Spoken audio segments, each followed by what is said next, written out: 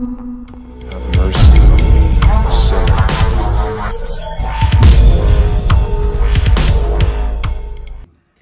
Енді жастарға айтар ақылыңыз болса. Жастарға айтатын ақылым, енді өнерді сүю керек, айтады ғой, надо искусство любить в себе, а не себя в искусстве деп. Қалай қазақша айтушы, сол өнерді сүю керек, өз-өзіңді көрсете білу керексің, кішкене былай биікте эрудированный болу керек, әнді жақсы көру керекпіз. Енді біз ауылдан шықтық, нота білмейміз, ештеңе білмейміз, түкпір осы жерден 300 шақырым жерден.